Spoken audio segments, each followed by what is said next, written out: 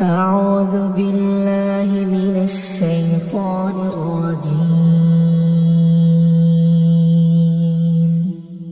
بسم الله الرحمن الرحيم.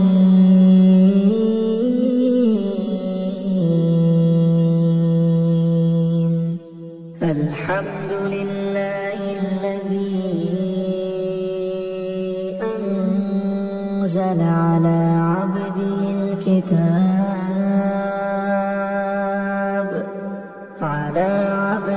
الكتاب ولم يجعل له عوجا قيما لينذر بأسا شديدا من لدنه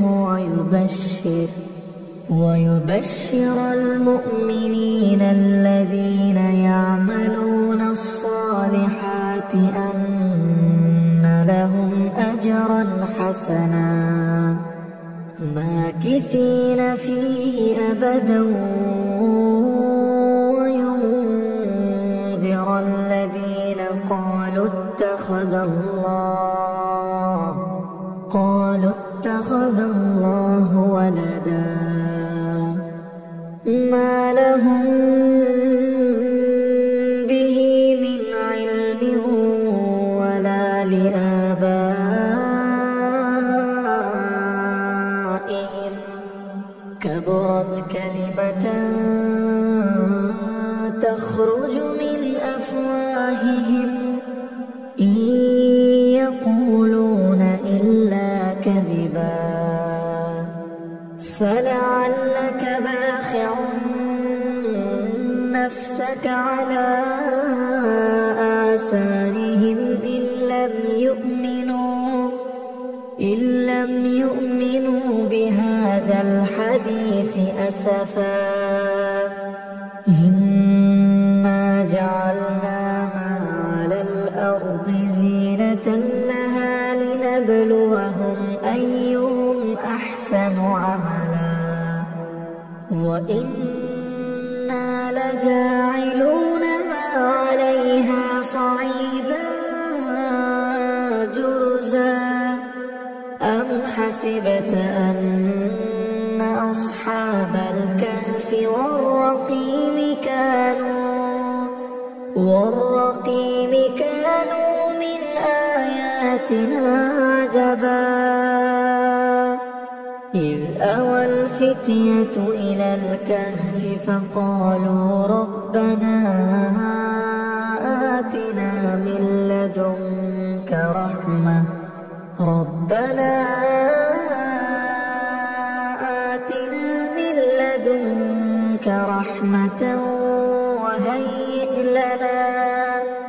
وهيئ لنا من أمرنا رشدا فضربنا على آذانهم في الكهف سنين عددا ثم بعثناهم لنعلم أي الحزبين أحصى لما لبثوا أمدا نحن نقص عليك نبأهم بالحق إنهم فتية آمنوا بربهم وزدناهم هدى وربطنا على قلوبهم إذ قاموا فقالوا ربنا رب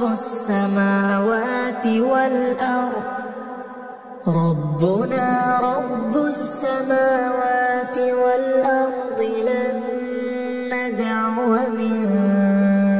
دونه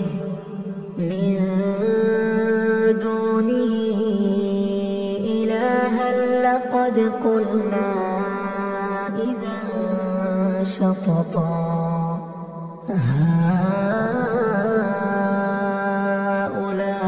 هؤلاء قومنا اتخذوا من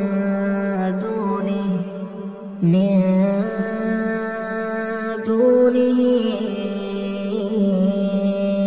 آلهة لولا يأتون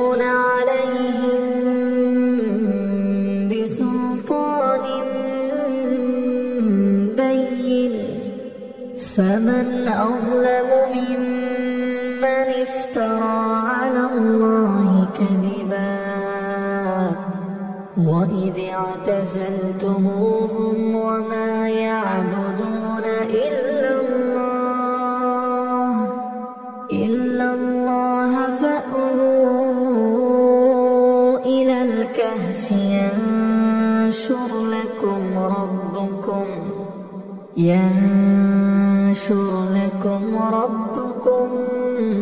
من رحمته ويهيئ لكم من أمركم مرفقا وترى الشمس إذا طلعت تزاور عن كهفهم ذات اليمين وإذا غربت تقرضهم ذات الشمال وهم في فجوة منه ذلك من آيات الله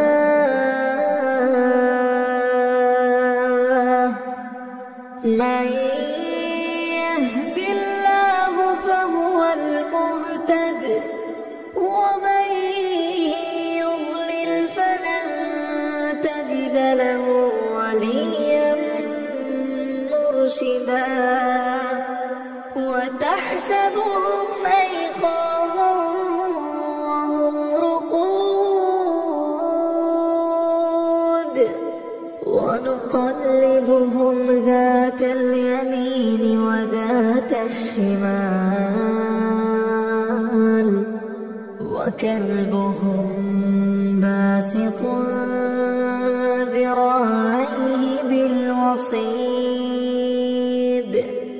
لو اطلعت عليهم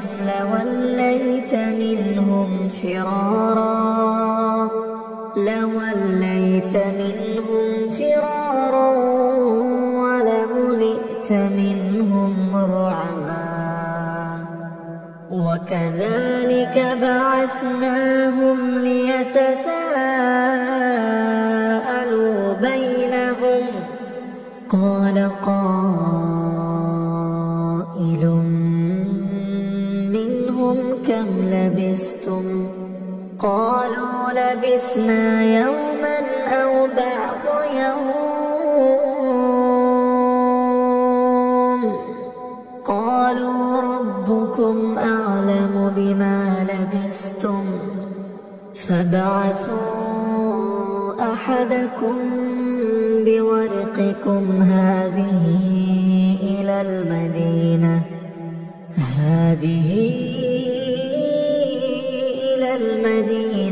فلينظر أيها أزكى طعاما فليأتكم برزق منه وليتلطف ولا يشعرن بكم أحدا إنهم إن يظهروا عليكم يرجموكم أو يعيدوكم في ملتهم ولن تفلحوا إذا أبدا وكذلك أعثرنا عليهم ليعلموا أن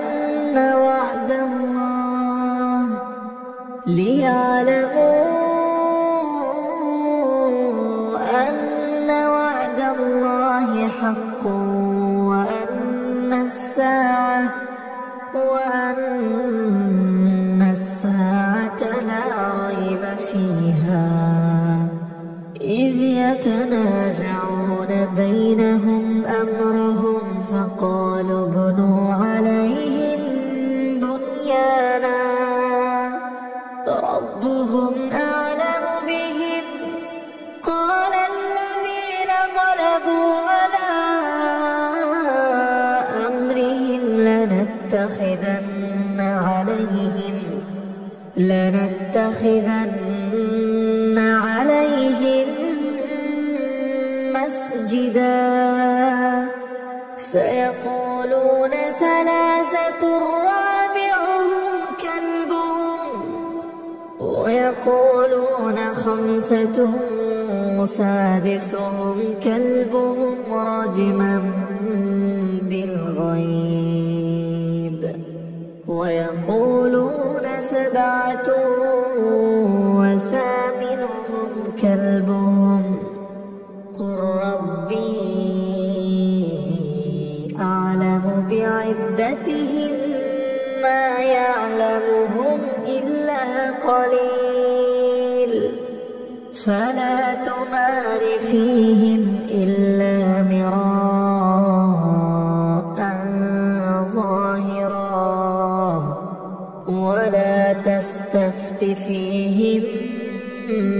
منهم أحدا ولا تقولن لشيء إني فاعل ذلك غدا إلا أن يشاء الله واذكر ربك إذا نسيت وقل عسى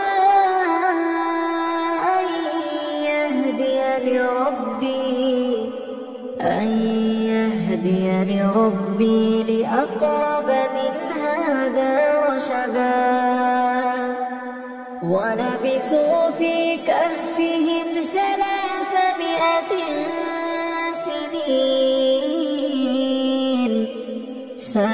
300 سنين وازدادوا 9 قل الله أعلم بما لبثوا له غيب السماوات والأرض أبصر به وأسمع ما لهم من دونه من ولي ولا يشرك في حكمه أحدا واتل ما أوحي إليك من كتاب ربك لا مبدل لكلماته ولا تجد من دونه ملتحدا واصبر نفسك مع الذين يدعون ربهم بالغداة والعشي يريدون وجهه ولا تعد عيناك عنهم تريد زينة الحياة الدنيا ولا تطع من أغفلنا قلبه عن ذكرنا واتبع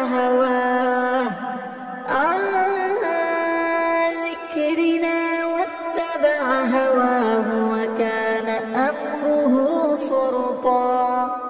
وقل الحق من ربكم فمن شاء فليؤمن ومن شاء فليكفر إنا أعتدنا للظالمين نارا أحاط بهم سرادقها وإن يستغيثوا يغاثوا بماء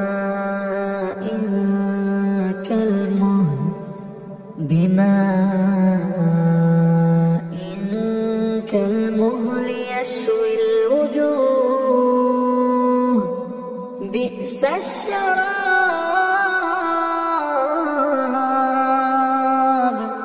وساءت مرتفقا إن الذين آمنوا وعملوا الصالحات إنا لا نضيع أجر من أحسن عملا أولئك لهم جنات عدن تجري من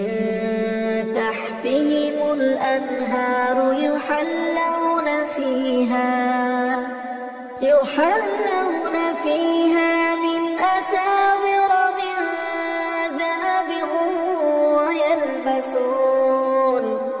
ويلبسون ثيابا خضرا من سندس وإستبرق متكئين فيها على الأرائك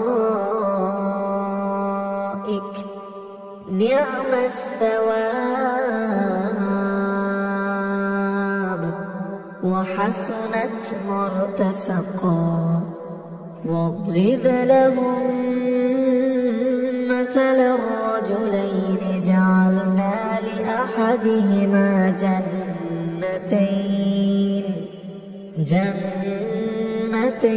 من أعناب وحففناهما بنخل وجعلنا بينهما زرعا كلتا الجنتين آتت أكلها ولم تظلم منه شيئا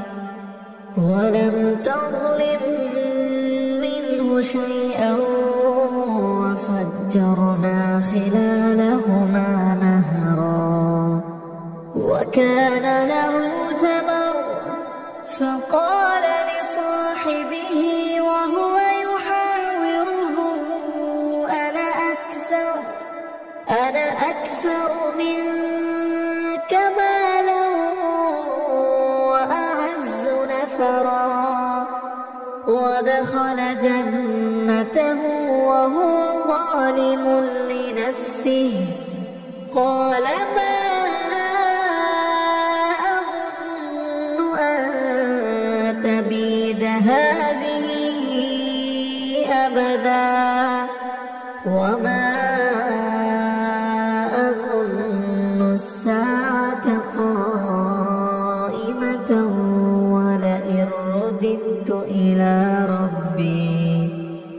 ولئن رددت إلى ربي لأجدن خيرا منها منقلبا قال له صاحبه وهو يحاوره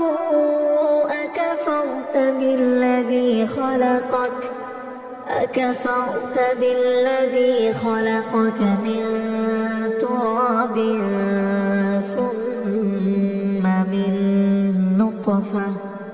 ثم من نطفة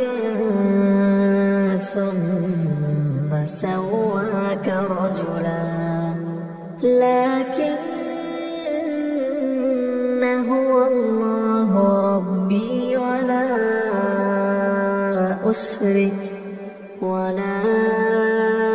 أشرك بربي أحدا ولولا إذ دخلت جنتك قلت ما شاء الله لا قوة إلا بالله إن ترني أنا أقل منك مالا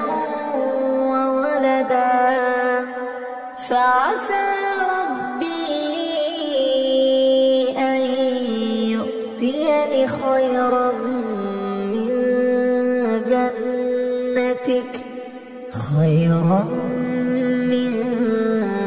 جنتك ويرسل عليها حسبانا من السماء فتصبح صعيدا زلقا أو يصبح ماؤها غورا فلن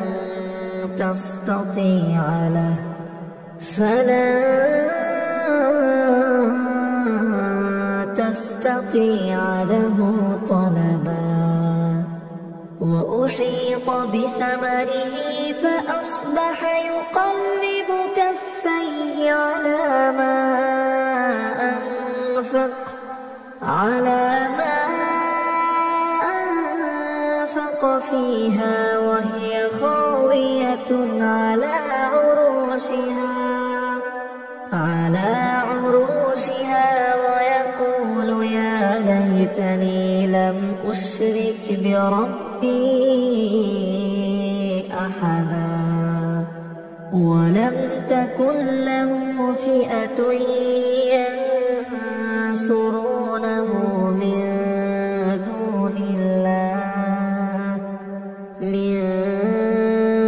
دون الله وما كان منتصرا هنالك الولاية لله الحق هو خير ثوابا وخير عقبا واضرب لهم مثل الحياة الدنيا كماء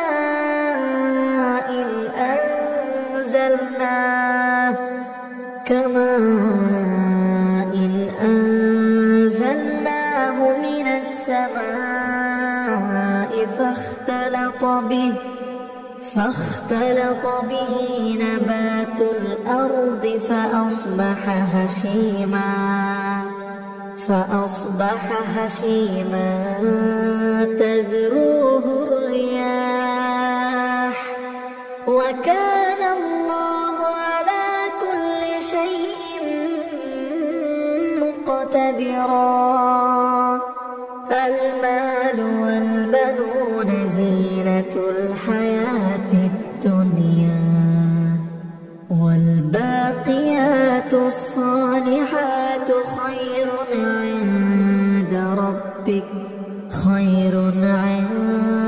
ربك ثوابا وخير أملا ويوم نسير الجبال وترى الأرض بارزة وحشرناهم فلم نغادر منهم أحدا وعرضوا على ربك صفا لقد جئتمونا كما خلقناكم أول مرة بل زعمتم أن لن نجعل لكم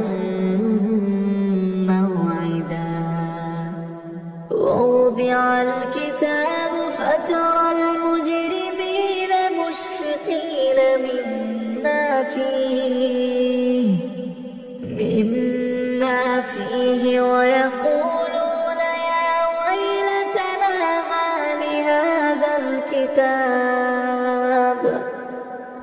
لهذا الكتاب لا يغادر صغيرة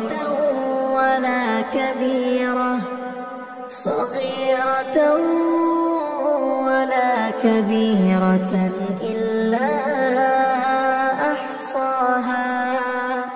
ووجدوا ما عملوا حاضرا ولا يظلم ربك أحدا وإذ قلنا للملائكة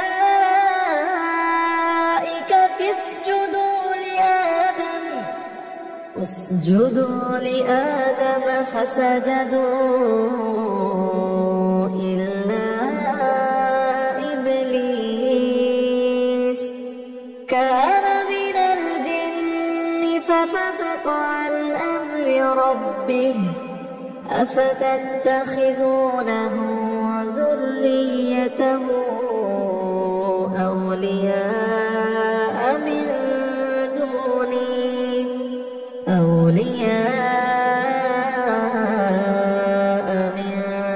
دوني وهم لكم عدو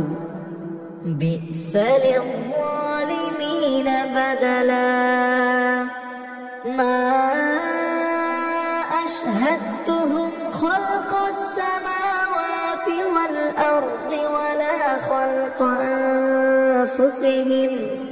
وما كنت متخذ المضلين عضدا ويوم يقول نادوا شركائي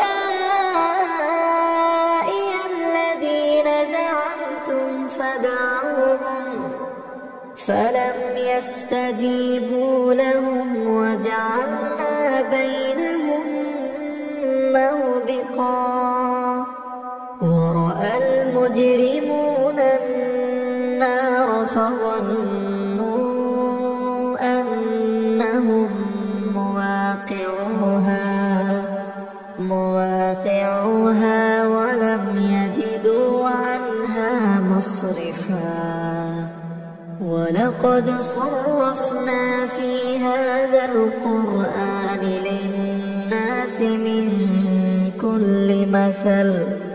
وكان الإنسان أكثر شيء جدلا وما منع الناس أن يؤمنوا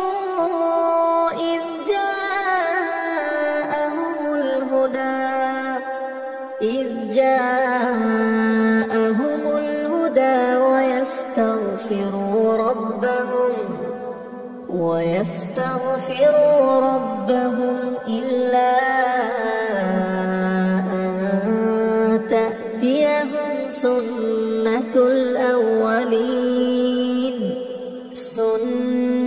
الأولين أو يأتيهم العذاب قبلا وما نرسل المرسلين إلا مبشرين ومنذرين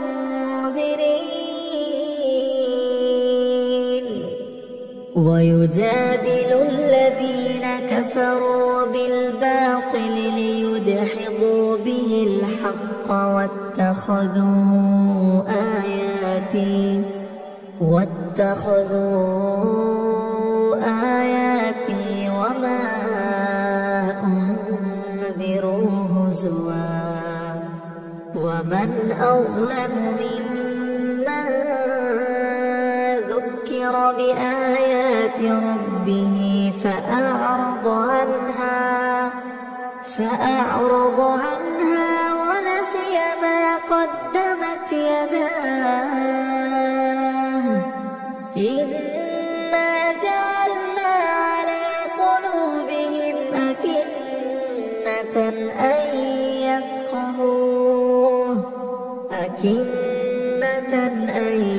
يفقهوه وفي آذانهم وقرا وإن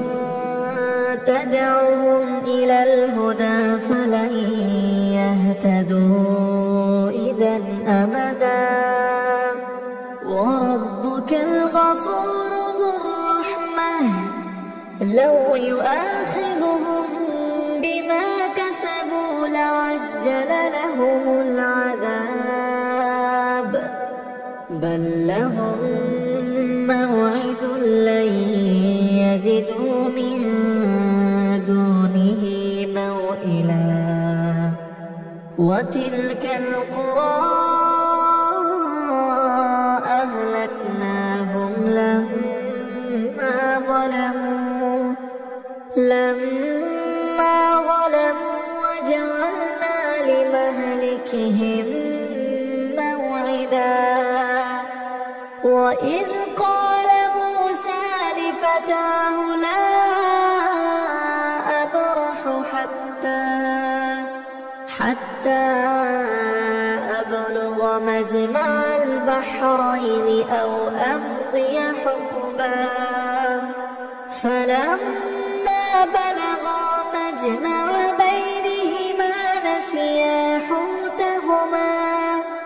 نسيا حوتهما فاتخذ سبيله في البحر سربا فلما جاوزا قال لفتاه آتنا غداءنا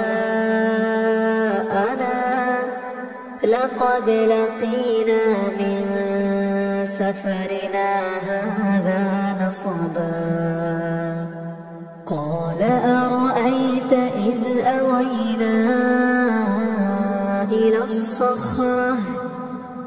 الصخرة فإني نسيت الحوت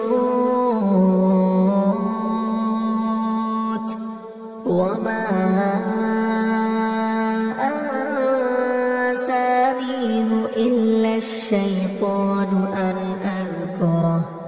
واتخذ سبيله في البحر عجبا قال ذلك ما كنا نبغ فارتدا على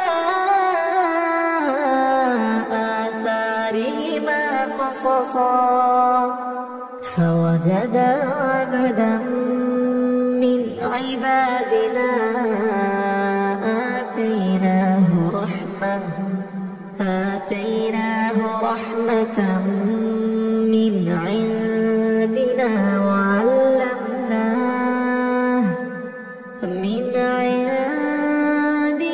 وعلمناه من لدنا علما قال له موسى هل أتبعك على أن تعلمني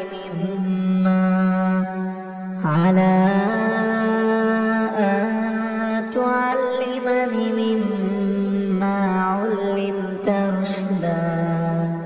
قال إنك لن تستطيع معي صبرا وكيف تصبر على ما لم تحط به خبرا قال ستجدني إن شاء الله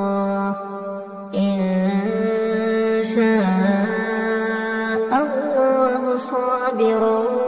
ولا أعصي لك أمرا قال فإن اتبعتني فلا تسألني عن شيء حتى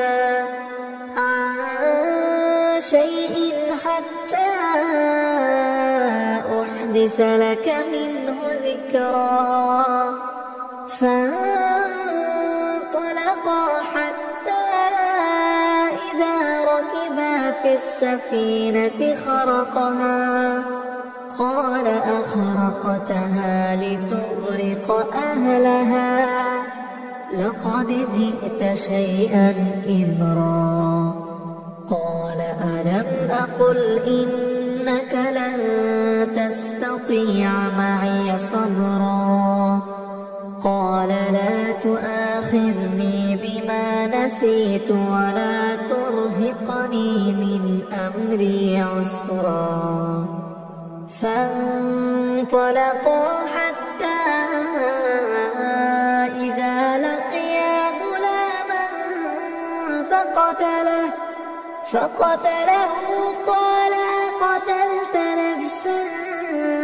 زكية بغير نفس لقد جئت شيئا نكرا قال ألم أقل لك إنك لن تستطيع معي صبرا قال إن سألتك عن شيء بعدها فلا تصاحبني قد بلغت من لدني عذرا فانطلقا حتى إذا أتيا أهل قرية استطعما أهلها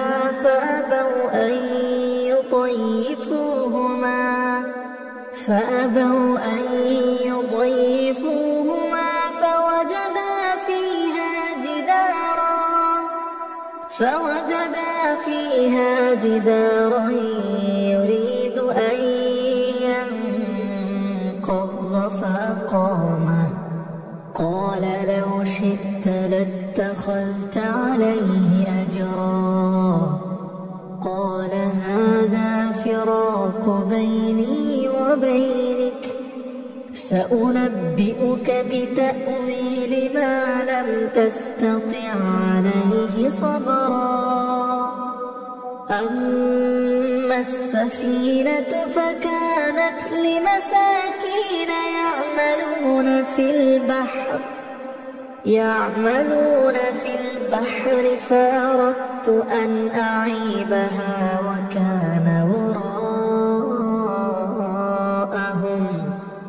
وكان وراءهم ملك يأخذ كل سفينة غصبا وأما الغلام فكان أبواه مؤمنين فخشينا أن يرهقهما طغيانا وكفرا فأردنا أن يبدلهما ربهما خيرا منه زكاة وأقرب رحما وأما الجدار فكان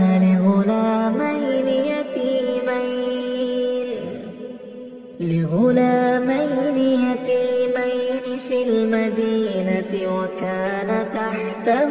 كنز لهما وكان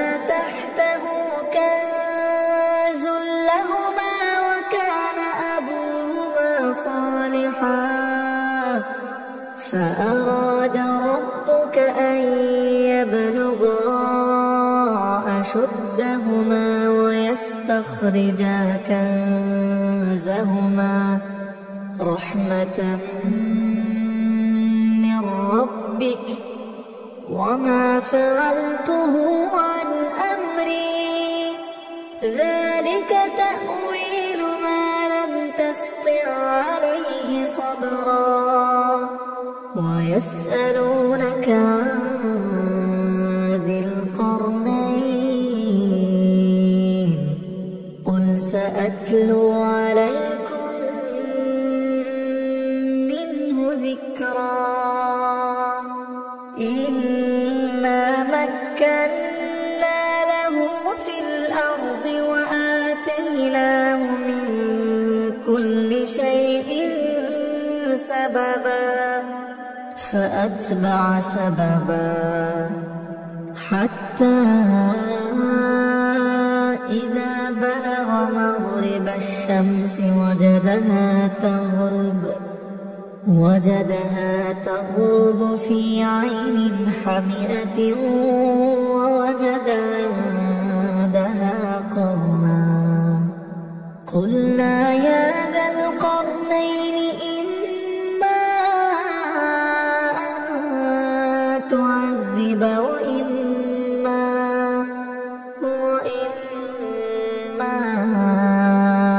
أن تتخذ فيهم حسنا قال أما من ظلم فسوف نعذبه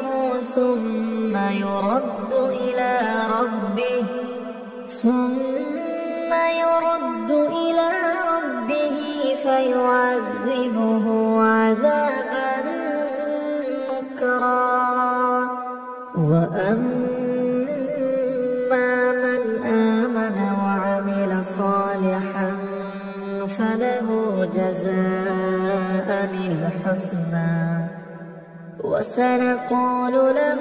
من أمرنا يسرا ثم أتبع سببا حتى إذا بلغ مطلع الشمس وجدها تطلع على قوم لم نجعل لهم من دونها سترا كذلك وقد أحطنا بما لديه خبرا ثم فأتبع سببا حتى إذا بلغ بين السدين وجد من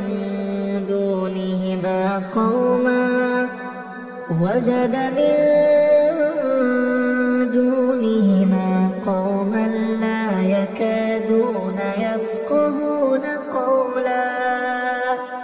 قالوا يا ذا القرنين إن يأجوج ومأجوج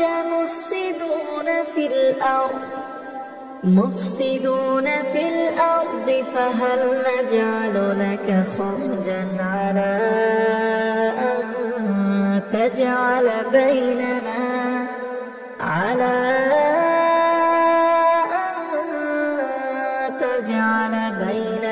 وبينهم سدا قال ما مكني فيه ربي خير فأعينوني بقوة أجعل بينكم وبينهم ردما آتوني زبر الحديد حتى إذا ساوى بين الصدفين قال انفخوا حتى إذا جعله نارا قال آتوني أفرغ عليه قطرا فما استطاعوا أن يظهروه وما استطاعوا له نقبا قال هذا رحمة من ربي فإذا جاء وعد ربي جعله دكا وكان وعد ربي حقا وتركنا بعضهم يومئذ يموج في بعض ونفخ في الصور فجمعناهم جمعا وعرضنا جهنم يومئذ للكافرين عرضا الذين كانت أعينهم في غطاء عن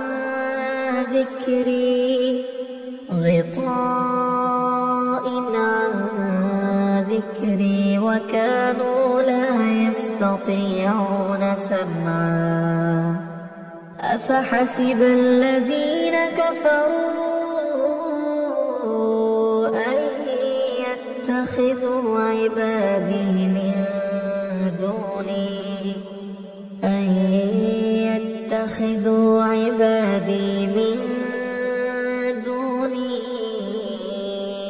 أولياء إنا أعتدنا جهنم للكافرين نزلا قل هل ننبئكم بالأخسرين أعمالا الذين ضل سعيهم في الحياة الدنيا وهم يحسبون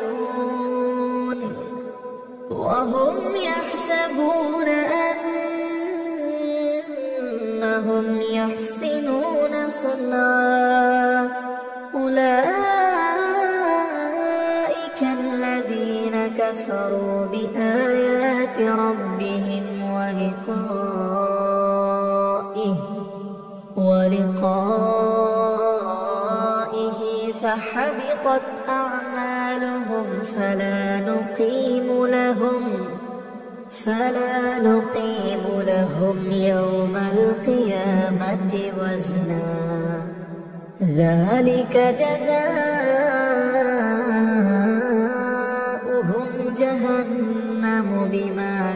كفروا جهنم بما كفروا واتخذوا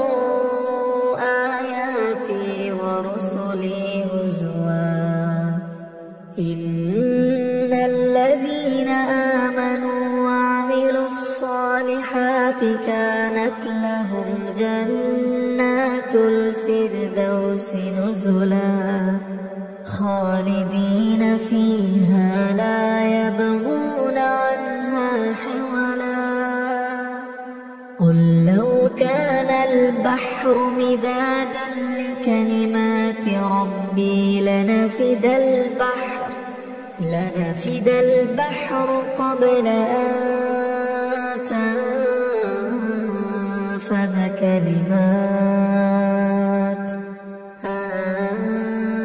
تنفد كلمات ربي ولو جئنا بمثله مددا قل إنما أنا بشر مثلكم يوحى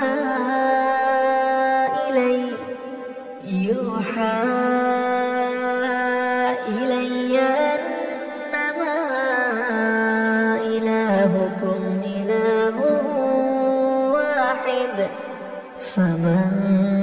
كان يرجو لقاء ربه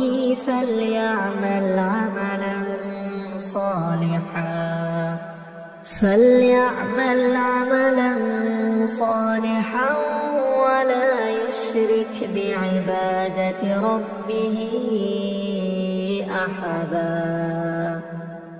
بسم الله الرحمن الرحيم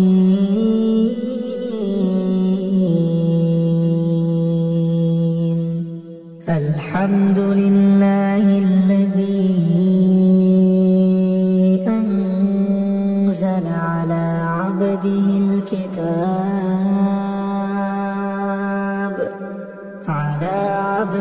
الكتاب ولم يجعل له عوجا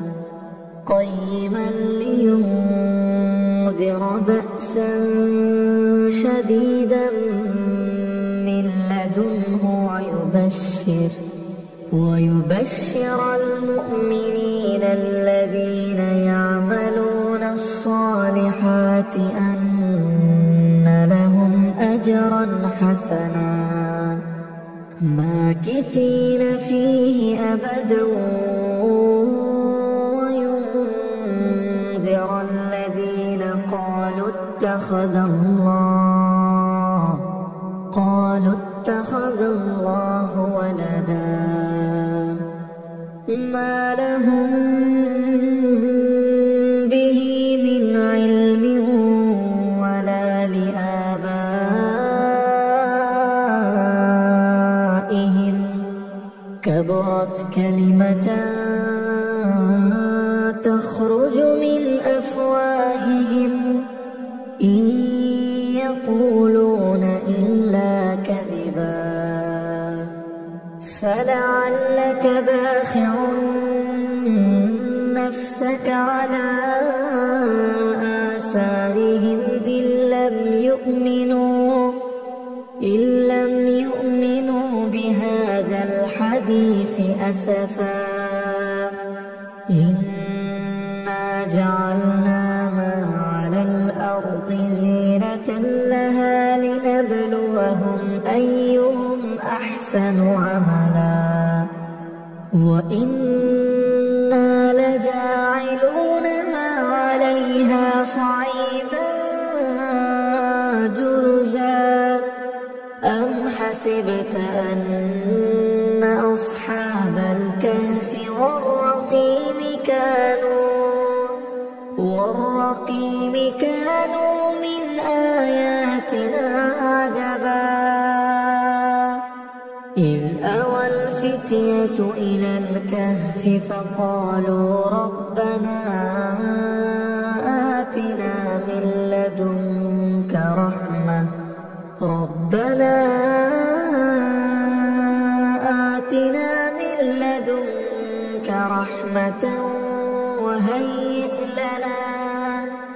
وهيئ لنا من أمرنا رشدا فضربنا على آذانهم في الكهف سنين عددا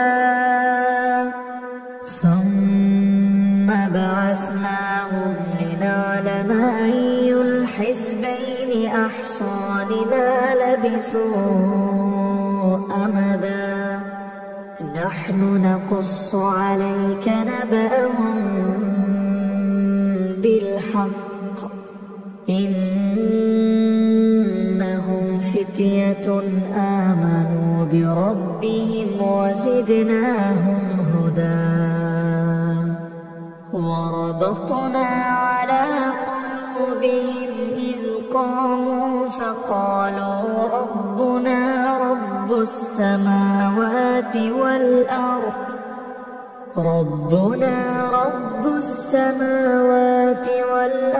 لن ندعو من دونه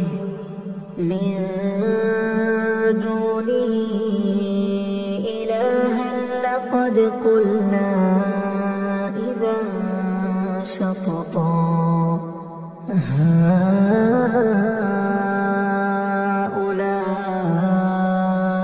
قومنا اتخذوا من دونه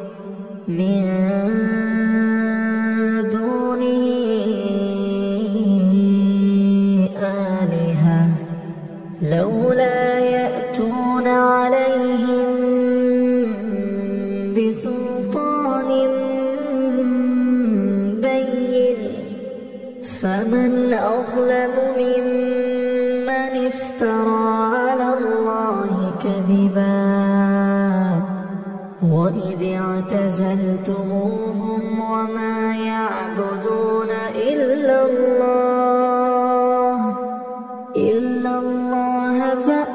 فأووا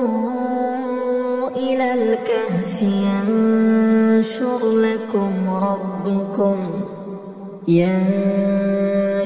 لكم ربكم من رحمته ويهيئ لكم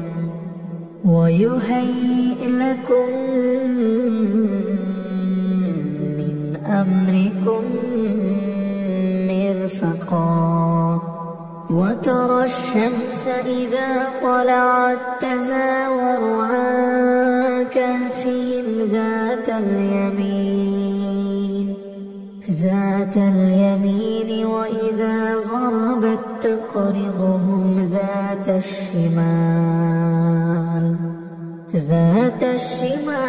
وهم في فجوة منه ذلك من آيات الله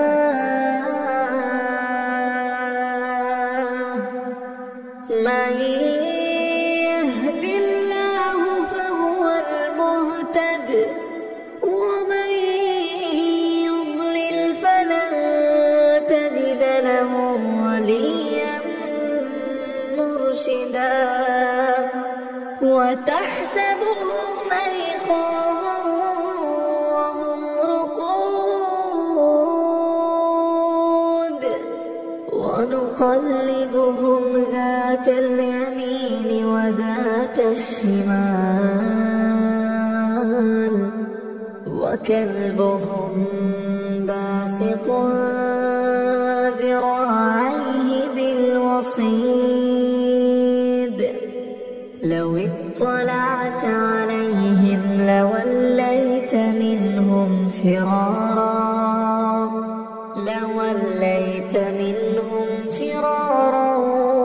ولملئت منهم رعبا وكذلك بعثناهم ليتساءلوا بينهم قال قائل منهم كم لبثتم قالوا لبثنا يوما أو بعض يوم قالوا ربكم أعلم بما لبثتم فابعثوا أحدكم بورقكم هذه إلى المدينة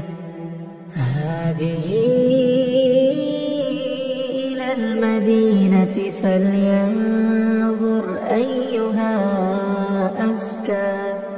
أزكى طعاما فليأتكم برزق منه وليتلطف ولا يشعرن بكم أحدا إنهم إن يظهروا عليكم يرجموكم أو يعيدوكم في ملتهم ولن تفلحوا إذا أبدا وكذلك أعثرنا عليهم ليعلموا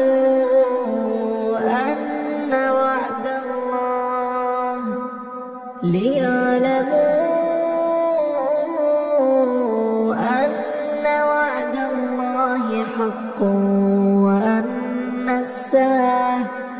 وأن الساعة لا ريب فيها إذ يتنازعون بينهم أمرهم فقالوا ابنوا عليهم بنيانا ربهم أعلم بهم قال الذين غلبوا على أمرهم لنتخذن عليهم مسجدا سيقولون ثلاثة رابعهم كلبهم ويقولون خمسة سادسهم كلبهم رجما بالغيب ويقولون سبعة وثامنهم كلبهم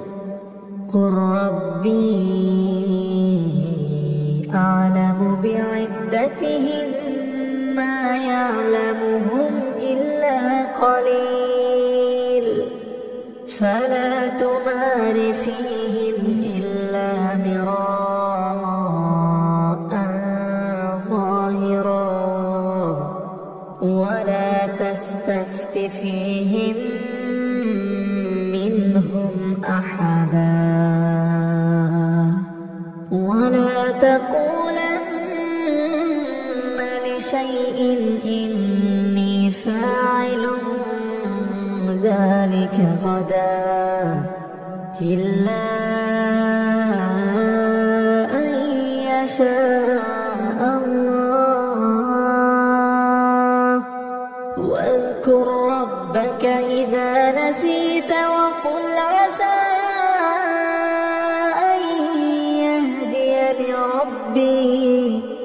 أن يهديني ربي لأقرب من هذا رشدا ولبثوا في كهفهم 300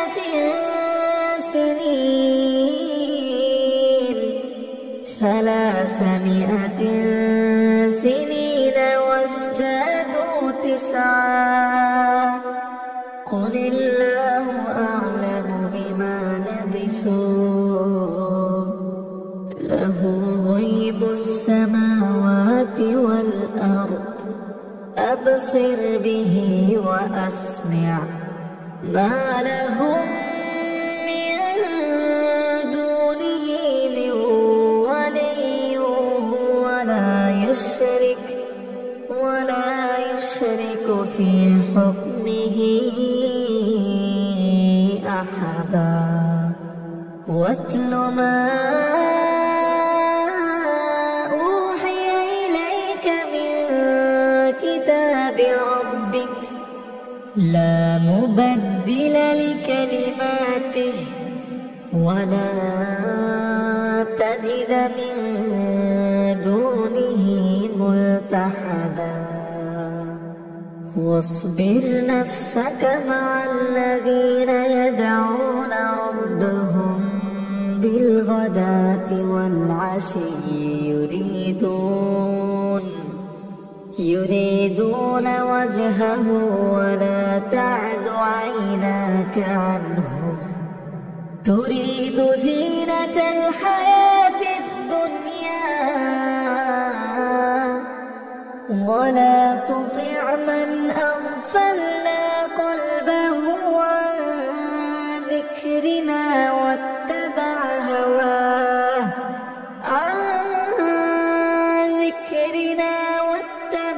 هواه وكان أمره فرطا وقل الحق من ربكم فمن شاء فليؤمن ومن شاء فليكفر إنا أعتدنا للظالمين نارا أحاط بهم سرادقها وإن يستغيثوا يغاثوا بماء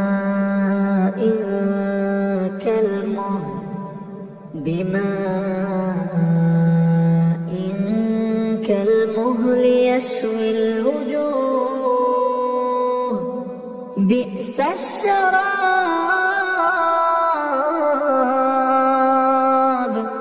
وساءت مرتفقا إن الذين آمنوا وعملوا الصالحات إنا لا نضيع أجر من أحسن عملا أولئك لهم جنات عدن تجري من تحتهم الأنهار يحلون فيها من أساور من ذهب ويلبسون ثيابا خضرا من سندس واستبرق متكئين فيها على الأرائك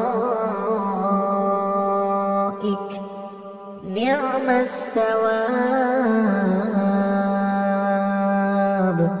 وحسنت مرتفقا واضرب لهم مثل الرجلين جعلنا لأحدهما جنتين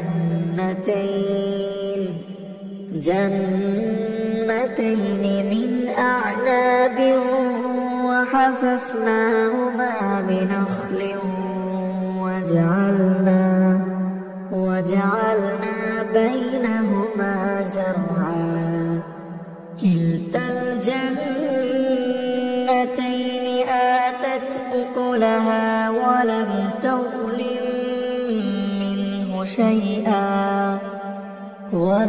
تظلم منه شيئا وفجرنا خلالهما نهرا وكان له ثمر فقال لصاحبه وهو يحاوره أنا أكثر منك مالا وأعز نفرا ودخل جنته وهو ظالم لنفسه قال ما أظن أن تبيد هذه أبدا وما أظن الساعة قائمة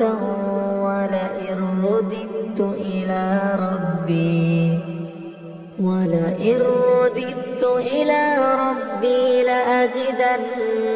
خيرا منها منقلبا. قال له صاحبه وهو يحاوره أكفرت بالذي خلقك من تراب ثم من نطفة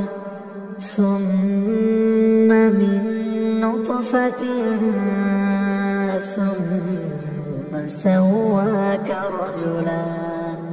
لكن هو الله ربي ولا أشرك بربي أحدا. ولولا إذ دخلت جنتك قلت ما شاء الله لا قوة إلا بالله إن ترني أنا أقل منك مالا وولدا فعسى ربي أن يؤتيني خيرا من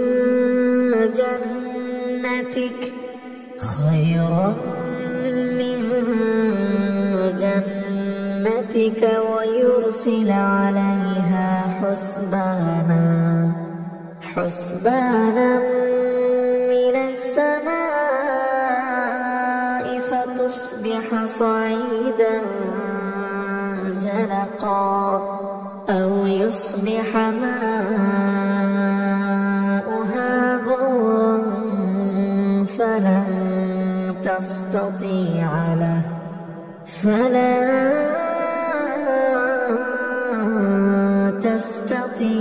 له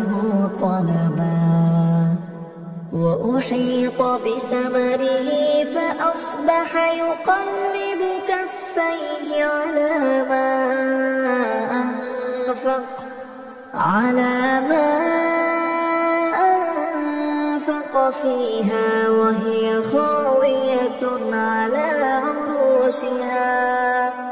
على عروشها ويقول يا ليتني لم أشرك بربي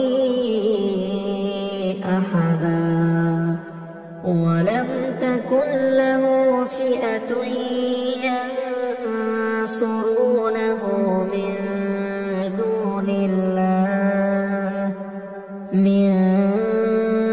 دون الله وما كان منتصرا. هنالك الولاية لله الحق هو خير ثوابا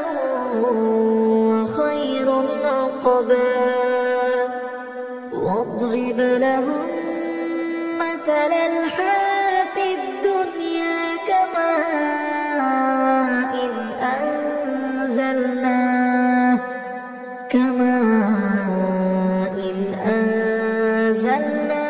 من السماء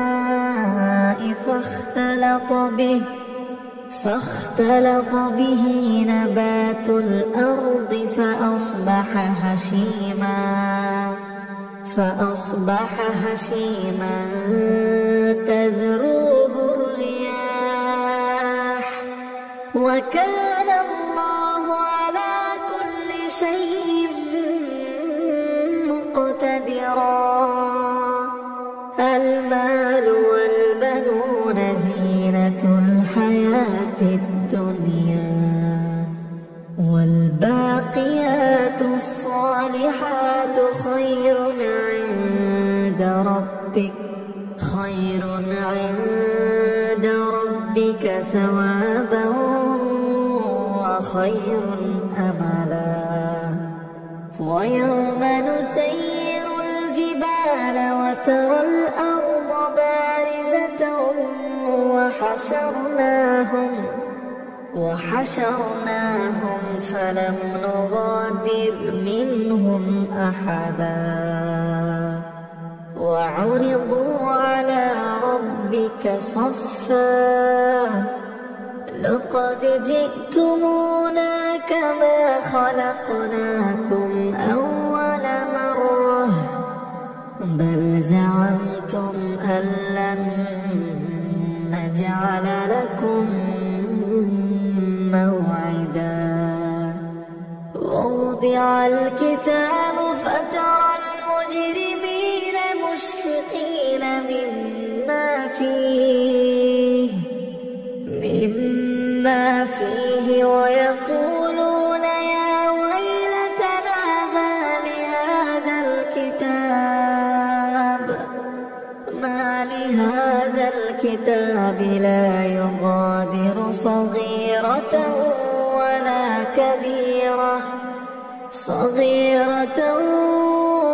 ولا كبيرة إلا أحصاها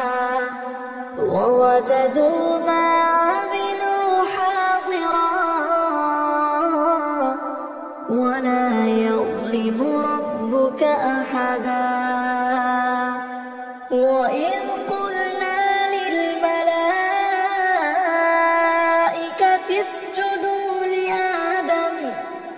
اسجدوا لآدم فسجدوا إلا إبليس كان من الجن ففسق عن أمر ربه أفتتخذونه وذريته أولياء من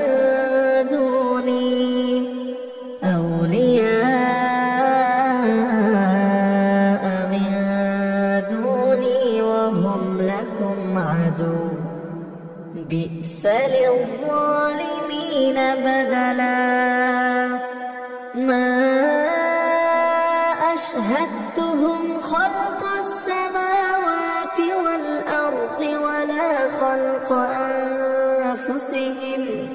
وما كنت متخذ المضلين عضدا ويوم يقول نادوا شركائي الذين زعمتم فدعوهم فلم يستجيبوا لهم وجعلنا بينهم موبقا ورأى المجرمون النار فظنوا أنهم مواقعوها ولم يجدوا عنها مصرفا ولقد صرفنا في هذا القرآن للناس من كل مثل وكان الإنسان أكثر شيء جدلا وما منع الناس أن يؤمنوا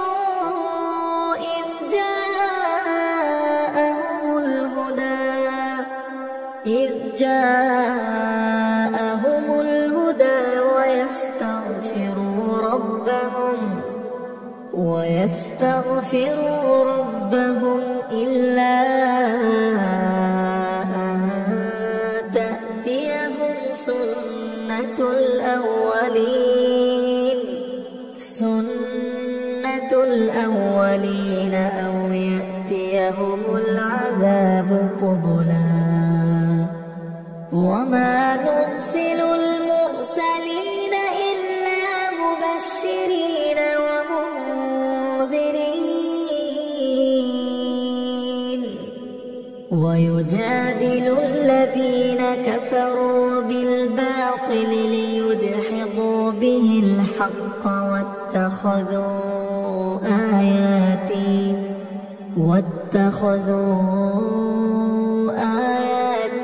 وما أنذروا هزوا ومن أظلم ممن ذكر بآيات ربه فأعرض عنها ونسي ما قدمت يداه إنا جعلنا على قلوبهم أكنة أن يفقهوه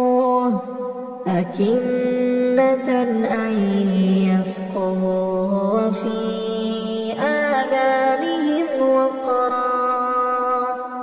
وإن تدعهم إلى الهدى فلن يهتدوا إذا أبدا وربك الغفور ذو الرحمة لو يؤاخذهم بما كسبوا لعجل لهم العذاب بل لهم موعد لن يجدوا من دونه موئلا وتلك القرى أهلكناهم لما ظلموا وجعلنا لمهلكهم موعدا وإذ قال موسى لفتاه لا أبرح حتى أبلغ مجمع البحرين أو أمضي حقبا فلما بلغا مجمع بينهما نسيا حوتهما فاتخذ سبيله في البحر سربا فلما جاوزا قال لفتاه آتنا غداءنا لقد لقينا من سفرنا هذا نصبا قال أرأيت إذ أوينا إلى الصخرة فإني نسيت الحوت وما أنسانيه إلا الشيطان أن أذكره واتخذ سبيله في البحر عجبا قال ذلك ما كنا نبغ فارتدا على آثارهما قصصا فوجدا عبدا من عبادنا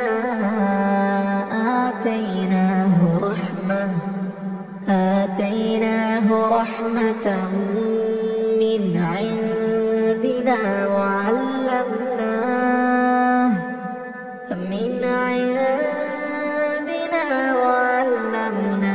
من لدنا علما قال له موسى هل أتبعك على أن تعلمني مما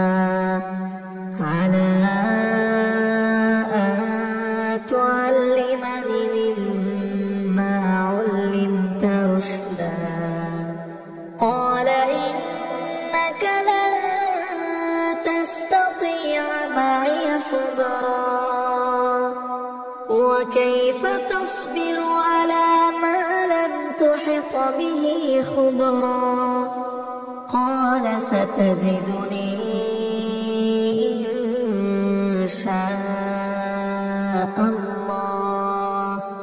إن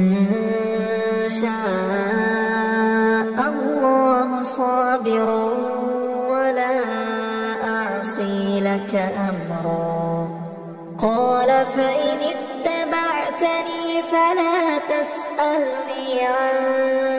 شيء حتى عن شيء حتى أحدث لك منه ذكرا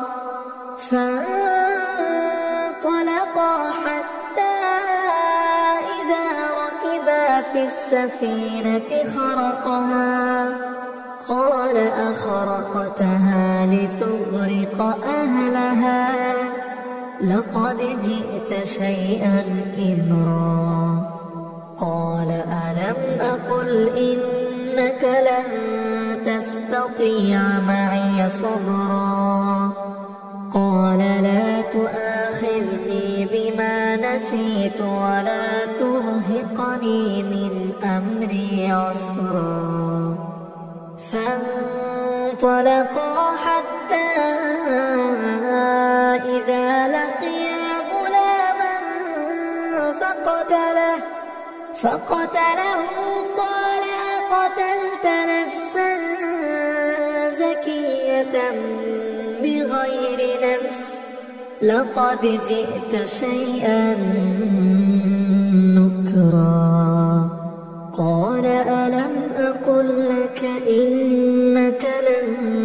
تستطيع معي صبرا قال إن سألتك عن شيء بعدها فلا تصاحبني قد بلغت من لدني عذرا فانطلقا حتى إذا أتيا أهل قرية استطعما أهلها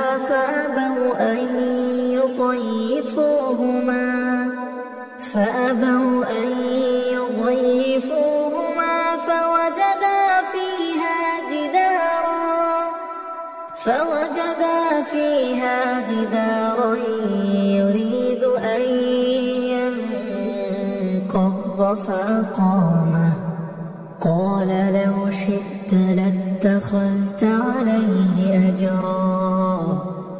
قال هذا فراق بيني وبينك سأنبئك بتأويل ما لم تستطع عليه صبرا أما السفينة فكانت لمساكين يعملون في البحر فأردت أن أعيبها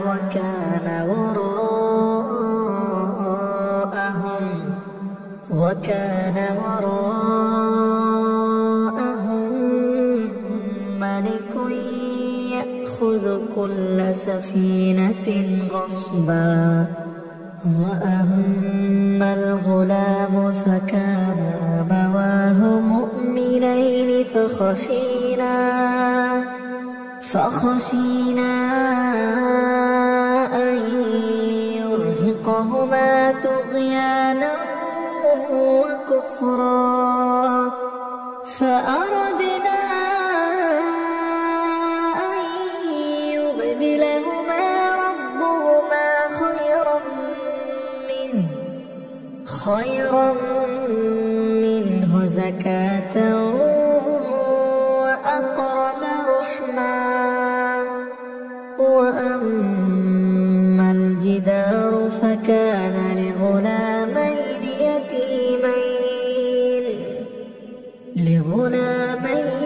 يتيمين في المدينة وكان تحته كنز لهما وكان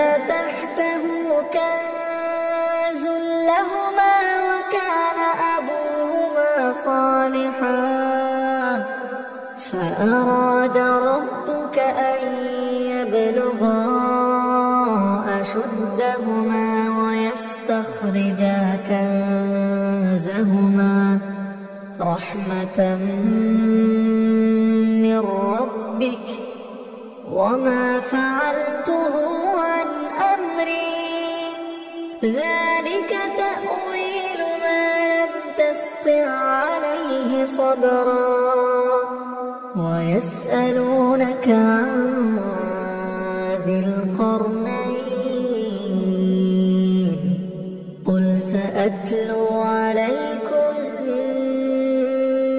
منه ذكرا إنا مكنا له في الأرض وآتيناه من كل شيء سببا فأتبع سببا حتى إذا بلغ مغرب الشمس وجدها تغرب في عين حمئة ووجد عندها قوما قلنا يا ذا القرنين إما أن تعذب وإما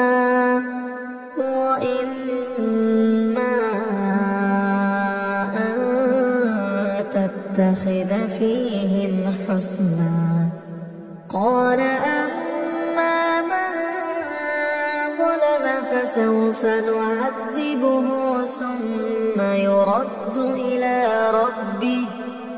ثم يرد إلى ربه فيعذبه عذابا نكرا وأما من آمن وعمل صالحا فله جزاء الحسنى وسنقول له من أمرنا يسرا ثم أتبع سببا حتى إذا بلغ مطلع الشمس وجدها تطلع على قوم لم نجعل لهم من دونها سترا كذلك وقد أحطنا بما لديه خبرا ثم أتبع سببا حتى إذا بلغ بين السدين وجد من دونهما قوما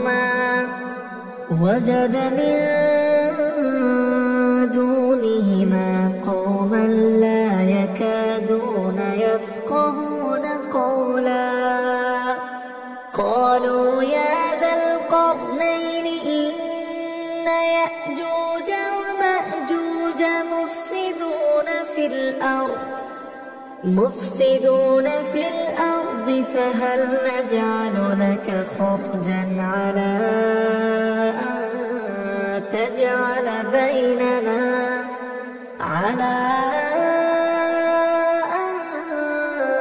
تجعل بيننا وبينهم سدا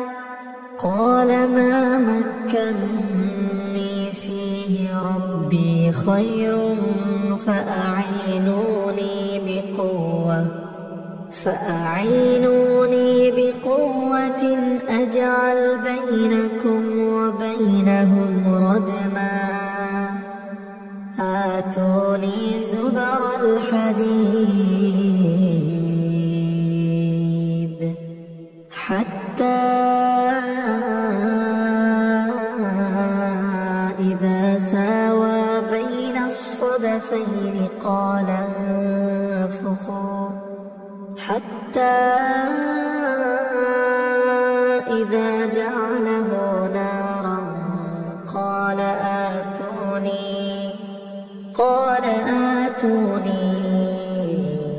أفرغ عليه قطرا فما استطاعوا أن يظهروه وما استطاعوا له نقبا قال هذا رحمة من ربي فإذا جاء فجعله دكا وكان وعد ربي حقا وتركنا بعضهم يومئذ يموج في بعض ونفخ في الصور فجمعناهم جمعا وعرضنا جهنم يومئذ للكافرين عرضا الذين كانت أعينهم في غطاء عن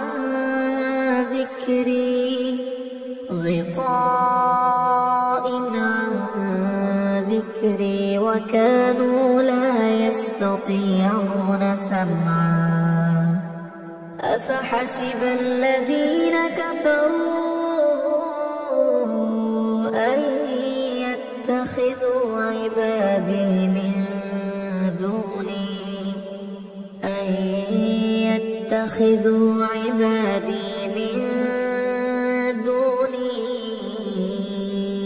أولياء إنا أعتدنا جهنم للكافرين نزلا قل هل ننبئكم بالأخسرين أعمالا الذين ضل سعيهم في الحياة الدنيا وهم يحسبون أنهم يحسنون صنعا أولئك الذين كفروا بآيات ربهم ولقائه فحبطت أعمالهم فلا نقيم لهم يوم القيامة وزنا ذلك جزاؤهم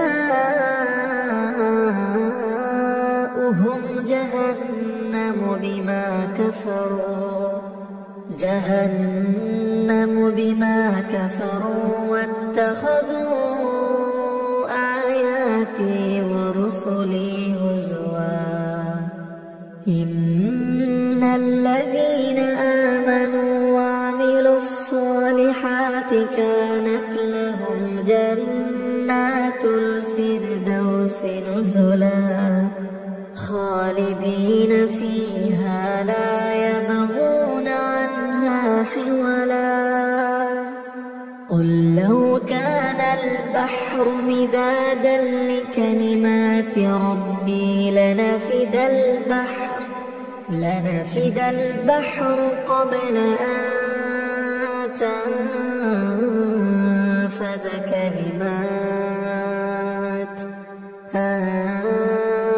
تنفد كلمات ربي ولو جئنا بمثله مددا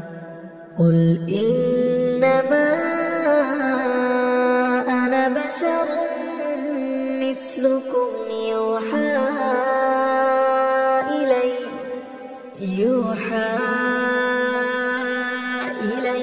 أنما إلهكم إله واحد فمن كان يرجو لقاء ربه